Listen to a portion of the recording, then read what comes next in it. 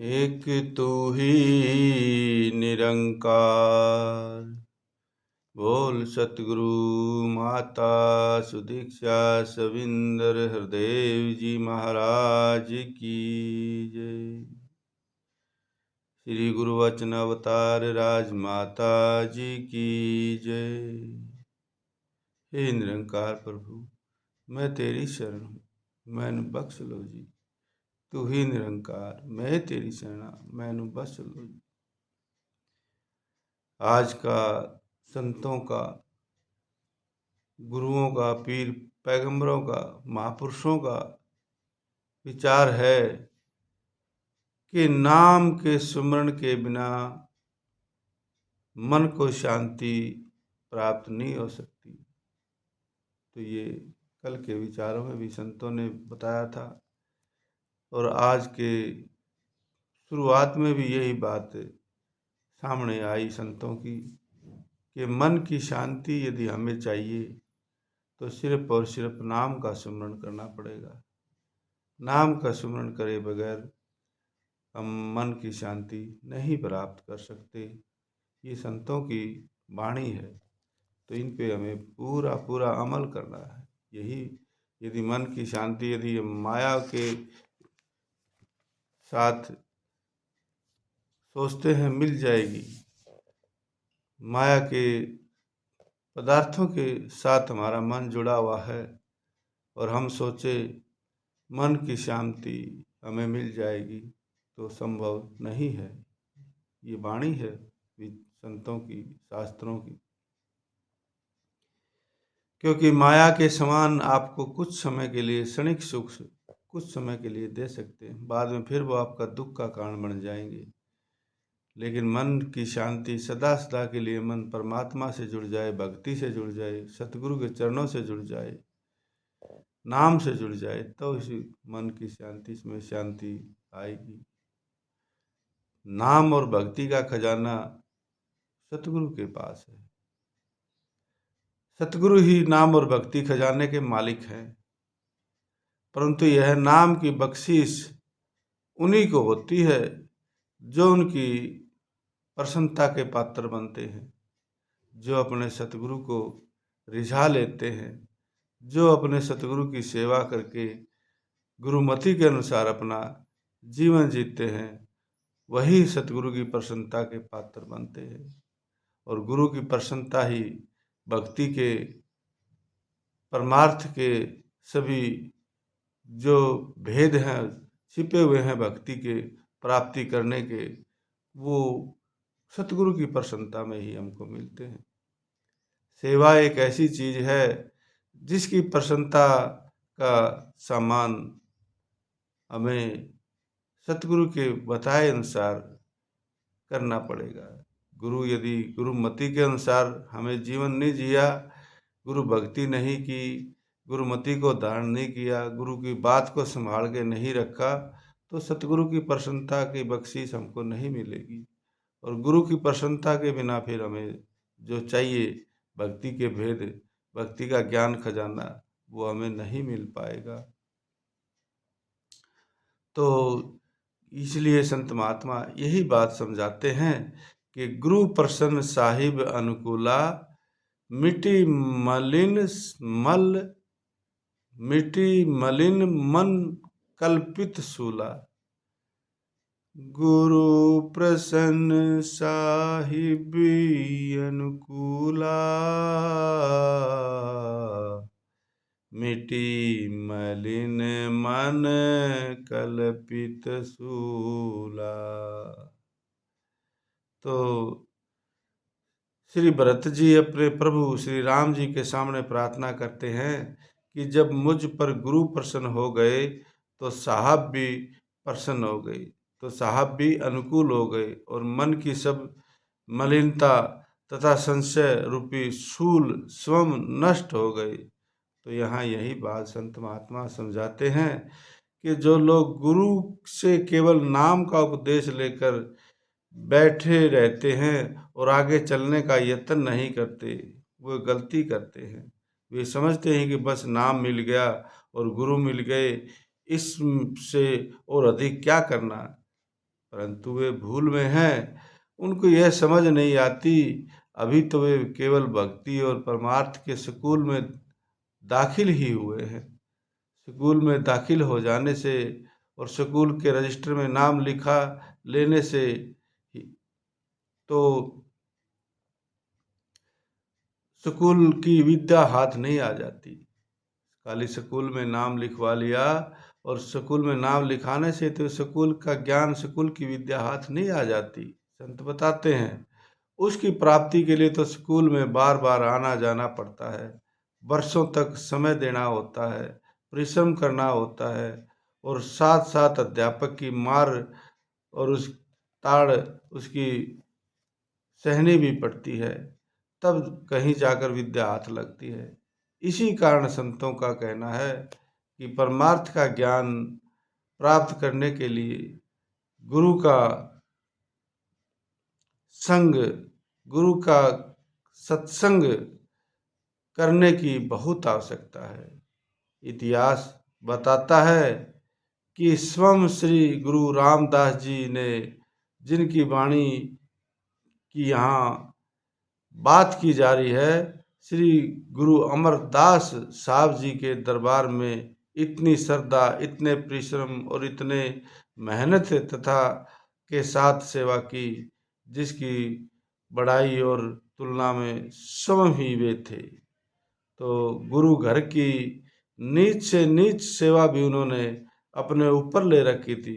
लोक लाज और शरीर के सुख दुख आदि की कुछ भी परवाह न करके रात दिन एक करके गुरु दरबार की सेवा करते थे। तो इसलिए संत महात्मा यही बताते हैं, गुरु दरबार की सेवा, सतगुरु की सेवा, ये ही गुरु को रिझाने का, प्रसन्नता करने का, प्रसन्न करने का, गुरु की प्रसन्नता पाने का तरीका है। तो इसलिए संतो, दासा तन हृदय नहीं, नाम धरावे दास, और पानी के पिए बिना कैसे मिटे प्यास। अब यहाँ बात कहते हैं कि दासा तन हृदय नहीं, नाम धराए दास, कि अपने गुरु के बताए अनुसार अपने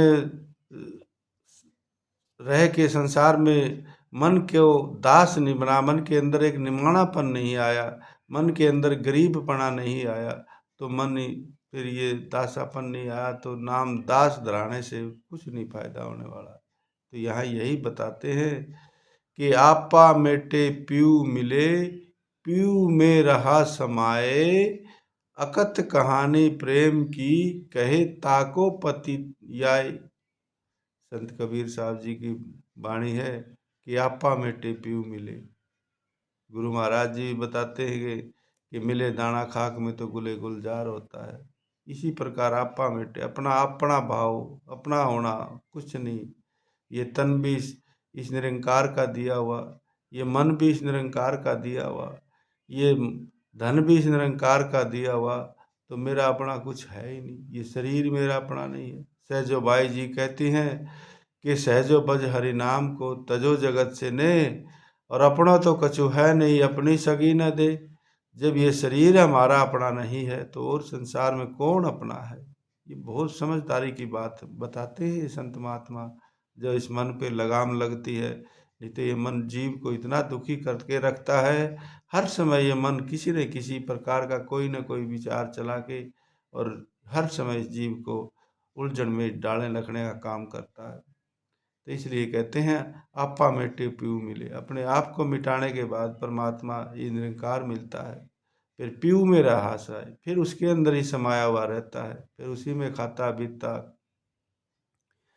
गुरु महाराज जी बताते हैं कि भक्ति में, उसी में, भक्ति में ही सोना, भक्ति में ही खाना, भक्ति में ही रोना, भक्ति में ही हंसना, भक्ति में ही उठना, भक्ति में बैठना।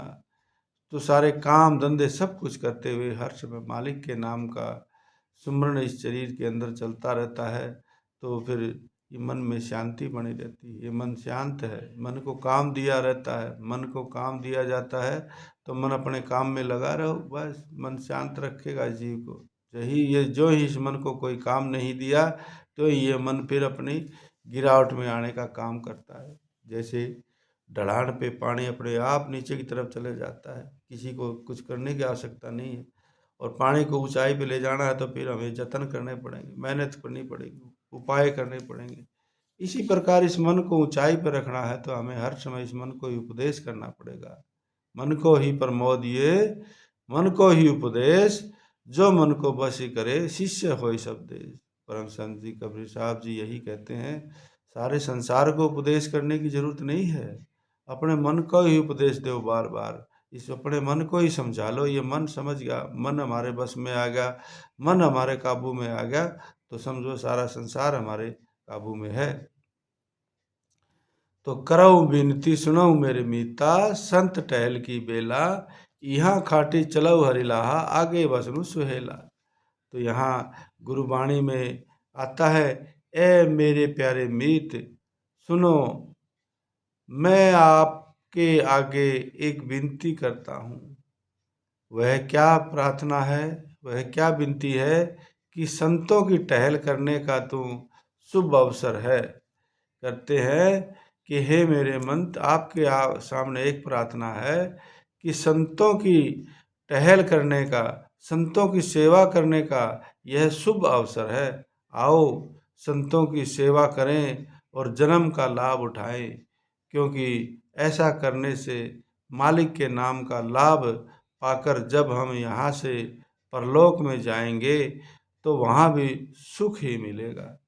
तो संतों महात्माओं, ये बहुत हमें कोई प्यारा संत प्रिय मित्र जो हमारे मन की अवस्था को गिरावट से ऊंचा के ऊंचाई के ऊपर ले जाए, जो हमारे अंदर जन्मों जन्मों का जो अंधेरा भरा पड़ा है, इस अंधेरे को मिटा के और जो हमें ज्ञान उजाले में लाके खड़ा कर दे, ऐसे संतों महात्माओं की सेवा करने में हमें किसी प्रकार का कुतूहल नहीं करना चाहिए, किसी प्रकार की कोई भी हमें कमी नहीं रखनी है। जैसा भी बने, जैसा भी बने, जिसने हमारे मन के अंदर जो चांदना कर दिया, हमारे मन के अंदर जो एक मालिक की भक्ति का बीज बो दिया, ऐसे सतगुरु की शरण करके, सतगुरु की सेवा करके हम समम पुण्य के भागी बने। तो ऐसा हमें करना बहुत अनिवार्य है, क्योंकि मन की शांति बताया गया था कि मन की शांति सिर्फ और सिर्फ सतगुरु के पास है।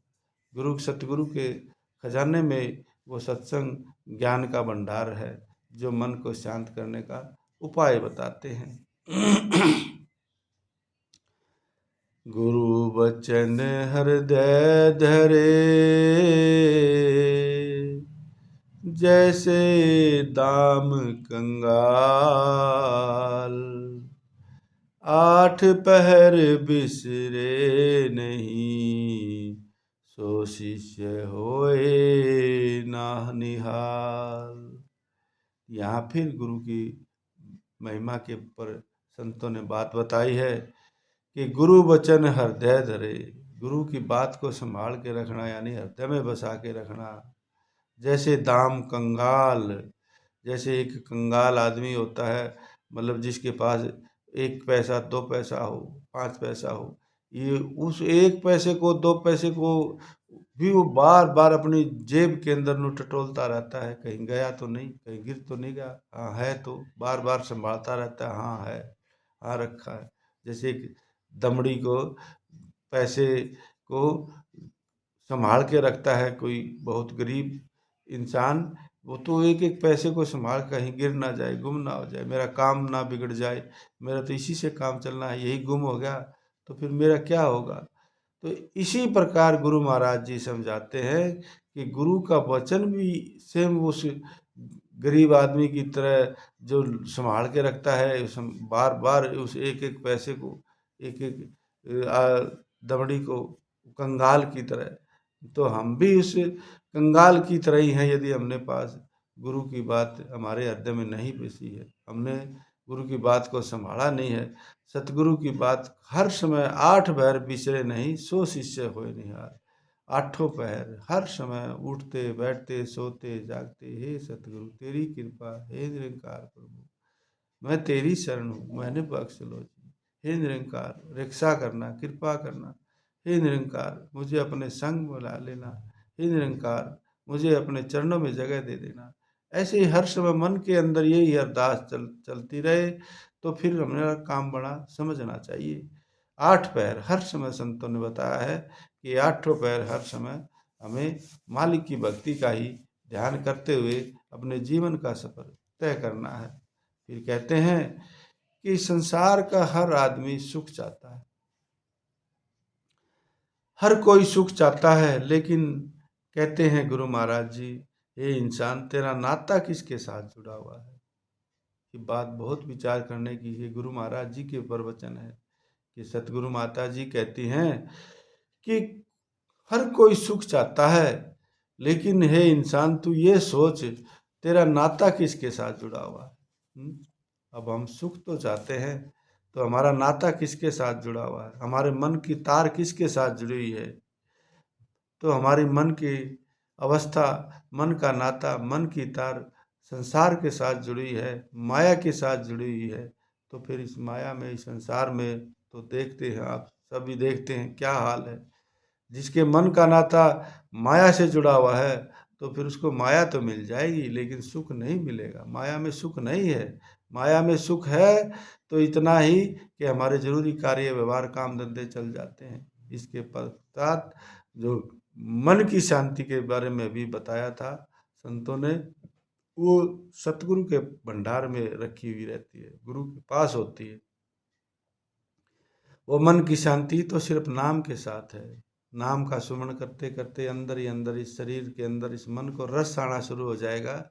तो बाहर का रस फिर फीका लगेगा, अंदर का रस मीठा लगेगा। नाम का रस आना शुरू हो जाएगा तो ये मन फिर नाम का रस लिए बगैर, नाम का रस पिए बगैर रह नहीं पाएगा। यही अवस्था में इस मन की बनानी है।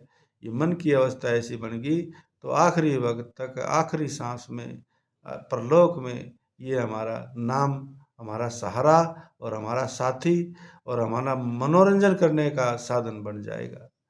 तो इसलिए संत महात्मा सतगुरु माता जी कहती है कि हर कोई सुख चाहता है, लेकिन इंसान, तेरा नाता किसके साथ जुड़ा हुआ है? माया एक बदबू का, गंदगी का ढेर है, और उस ढेर के पास तू बैठा हुआ है और सोचता है मैं यहाँ बड़े आराम से बैठ पाऊंगा, बड़े चैन से बैठ पाऊंगा। वह तो गंदगी का ढेर है, तो तुझे हमेशा परेशान ही करता रहेगा।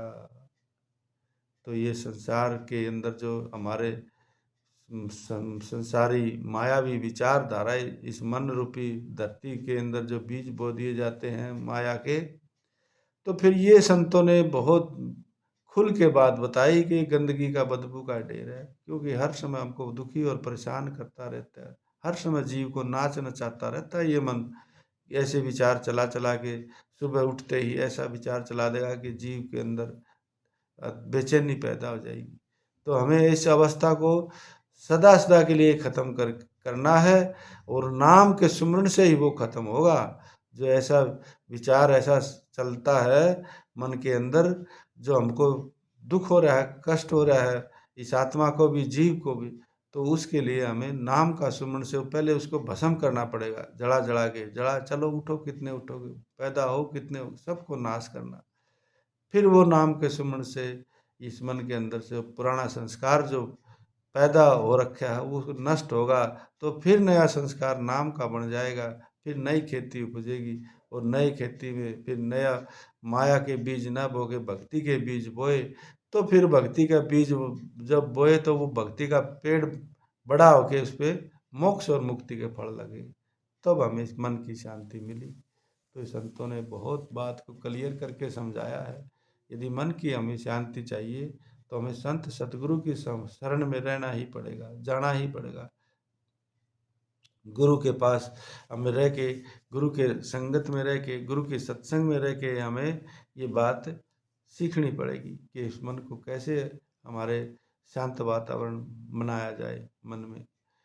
फिर गुरु माता जी का आज का विचार है, एक नूर है सबके अंदर, नर है चाहे नारी है, ब्राह्मण क्षत्रिय वैश्य हरिजन, एक की खलकत सारी है। माया सब, काया सबकी एक ही जैसी, एक ही रब सवारी है।